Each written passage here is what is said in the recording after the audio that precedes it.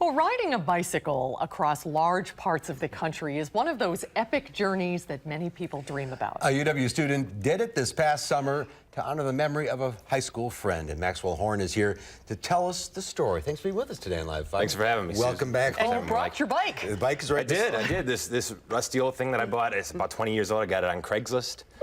Trek didn't sponsor me by any means. So why did you do this? Well, I guess I noticed that there's a trend in the U.S. where there's, like, you turn 18 and there's really no rite of passage or sort of ceremony to celebrate and to acknowledge that you're an adult now. And you go on to college. A lot of people are like, well, I'm 18. What do I do now?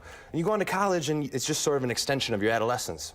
And for me, I'm 25 and I'm an undergrad right now, and I'm sitting here in class and I'm just my being is talking to me. It's just like, young man, what are you doing here? What are you doing playing a 20-year-old's game? And I'm like, yeah, I need to go and do something to assert that I'm an adult, and to remind me that that I can handle the stresses of being an adult. And what basically happened was I had a calling from my heart, a call to adventure, you could say, to go out and just kind of play cowboy for a bit. Just go and totally, without an agenda, without a schedule, just go wherever I needed to go, and just sort of go off the grid for a bit. So you hopped on a bike. Where'd you go?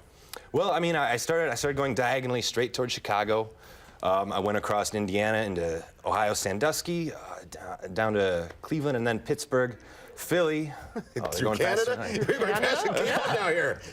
Went all the way, hugged the coast as far as I could. I went up to Quebec City, Montreal, Ottawa, Toronto, Detroit, across back to Wisconsin. Now, you literally grabbed a couple changes of clothes, a debit card, and a cell phone and jumped on your bike. So self-reliance on this trip was a big deal for you. That's right. I bought the bike 3 days before I left on Craigslist. I repacked the bearings with a friend of mine. I gave it new tubes and tires. And I just set out basically with just the things that you mentioned, yeah. So how did you eat and where did you sleep? Well, I scavenged for food. I would find food in the dumpsters. I would find food on the side of the road. I would dig in the trash for food. Oftentimes people, without being prompted, would give me money. And in that case, I would go and I would buy, like, peanut butter and jelly or something like that. You had some nice meals along the way? I did, along the East Coast. Very cheap seafood there, very nice.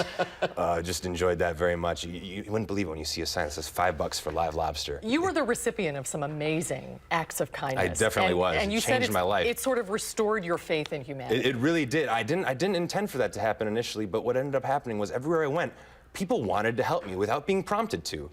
And I was just like, why on earth would you trust me this much? I give you no reason to trust me, and it was really just, it was beautiful for me to see that happening. Would you do this again?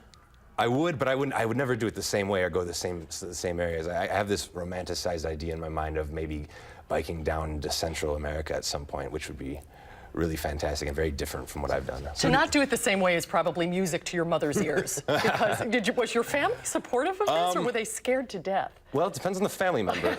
My grandmother was very overbearing, trying to nitpick, make sure I have everything I need. My father was just sort of, go do your thing. So did you scratch the itch? Or you feel better now? I do. I sleep better at night. I'm much more calm. I have a better sense of understanding of humanity and myself.